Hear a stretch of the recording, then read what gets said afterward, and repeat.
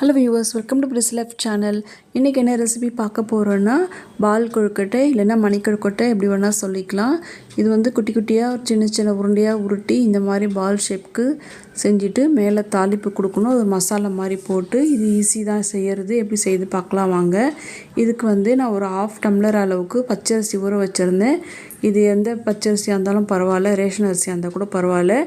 இது வந்து கடையில் வாங்கின ரெடிமேட் அரிசி மாவு இதையுமே கூட வச்சுக்கிறேன். நீங்கள் முழுசாகவே ரெடிமேட் அரிசி மாவு பச்சரிசி மாவுலேயும் செய்யலாம், இல்லாட்டி இந்த மாதிரி ஊற வச்சு அரிசிலையும் செய்யலாம். ஒரு மணி நேரம் குறைஞ்சது பச்சரிசி ஊறணும். இப்போ மிக்சியில் தண்ணி ஊற்றி அரைச்சிக்கிட்டேன். ஒரு 1/2 டம்ளருக்கு 1/2 டம்ளர் தண்ணி ஊற்றி நல்லா நைஸாக அரைச்சிக்கிட்டேன். இப்போ வந்து ஸ்டவ் ஆன் பண்ணிவிட்டு பேன் வச்சு சூடானதும் கொஞ்சமாக தண்ணி விட்டுக்கலாம். இப்போ நான் வந்து ஒரு 2 டம்ளர் அளவுக்கு தண்ணி எடுத்துக்கிட்டேன். அதுக்கு சால்ட்டு போட்டுக்கணும். இந்த கொழுக்கட்டைக்கு தேவையான சால்ட்டு கரெக்டாக இப்போயே போட்டுடணும். கம்மியாக போட்டால் டேஸ்ட் நல்லா இருக்காது, கரெக்டாக இருக்கணும். இதில் கொஞ்சம் நல்லெண்ணெய் விட்டுட்டேன்.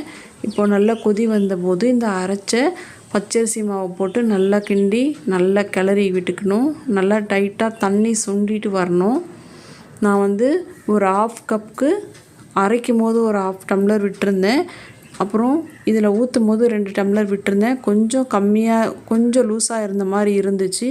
அதை பேலன்ஸ் பண்ணுறதுக்கு நான் அந்த அரிசி மாவையும் கூட சேர்த்து கலரி விட்டுட்டேன். இந்த மாதிரி கொஞ்சம் நல்லா டைட்டாகிடுச்சு. இப்போ இது நல்லா ஆற வச்சுட்டு சின்ன சின்ன பாலாக உருட்டிக்கலாம். இங்கே வந்து ஊற வச்சு அரைச்சி செய்கிற மெத்தட்லேயும் செய்யலாம், இல்லாட்டி முழுசாகவே அரிசி மாவுலேயும் செய்யலாம். அரிசி மாவு நீங்கள் வறுத்த மாவும் செய்யலாம். இது வந்து நான் ரெடிமேட் அரிசி மாவு ட்ரையாக இருக்கிறதுனால நான் அப்படியே போட்டுட்டேன். இப்போ இது மாதிரி நல்லா உருட்டி இது மாதிரி தட்டில் வச்சுருக்கிறேன். இது மேலே கொஞ்சம் ஆயில் க்ரீஸ் பண்ணி கொஞ்சம் அப்படியே ஸ்ப்ரிங்கிள் பண்ண மாதிரி இருக்கட்டும், ஏன்னா ஒன்றோட ஒன்று ஒட்டாமல் இருக்கிறதுக்கு. இப்போ வந்து ஒரு ஸ்டீம் பண்ணி வேக வச்சுக்கிட்டேன். இது வந்து ஹையில் வச்சு கொஞ்சம் சவுண்ட் வந்த பிறகு சிம் பண்ணிவிட்டு ஒரு 15 to 20 மினிட்ஸ்க்கு வச்சுருந்தேன். இப்போது இதுக்கு மேலே மசாலா ரெடி பண்ணிக்கலாம். தேங்காய் ஒரு அரை மூடிக்கு, இஞ்சி ஒரு துண்டு, 2-3 பச்சை மிளகாய் தூள் பண்ணி இந்த மாதிரி மிக்சியில் எடுத்துக்கிட்டேன். இப்போ வந்து தாளிப்புக்கு இது வெந்துருச்சு, தட்டில் ஆற வச்சுருக்கேன். இது வந்து கொஞ்சம் ஆற வச்சு எடுக்கணும், எல்லாம் ஒன்றோட ஒன்று ஒட்டிக்கும். இப்போது கடாயில் எண்ணெய் சூடாகிட்டுருக்குது, தாளிப்பு கொடுத்துக்கலாம். கடுகு, உளுத்தம்பருப்பு, கருவேப்பிலை, கடலைப்பருப்பு. உளுத்தம்பருப்பு கொஞ்சம் நிறைய போடணும், கொஞ்சம் சீரகம். இந்த கடுகு பொரிஞ்ச பிறகு நம்ம நெக்ஸ்ட்டு வந்து இதில் போட வேண்டியது வரமிளகா. ஏன்னா நம்ம வந்து தேங்காய் அரைக்கும் போது அதுலேயும் 2-3 பச்சை மிளகா சேர்த்துருக்கிறதுனால இதில் நான் கொஞ்சமாக போட்டுக்கிட்டேன். உங்களுக்கு வேணும்னா கூட சேர்த்துக்கலாம்.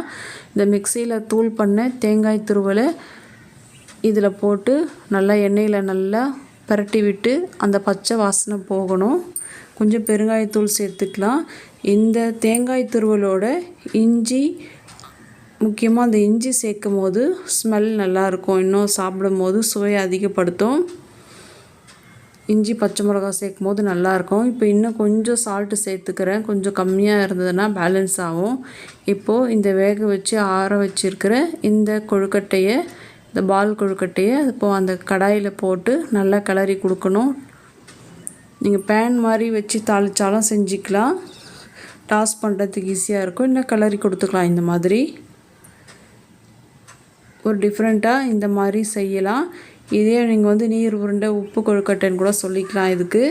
இதுக்கு வந்து நம்ம தாளித்து போட்டு மாவு பிசைவோம். நம்ம வந்து இந்த மாதிரி மெத்தட்லேயும் செஞ்சு பார்க்கலாம். இதுவுமே சூப்பராக இருக்கும். செஞ்சு பாருங்கள், எல்லோரும் விரும்பி சாப்பிடுவாங்க. இந்த மாதிரி ஒரு டைம் ட்ரை பண்ணி பாருங்கள். தேங்க்ஸ் ஃபார் வாட்சிங்.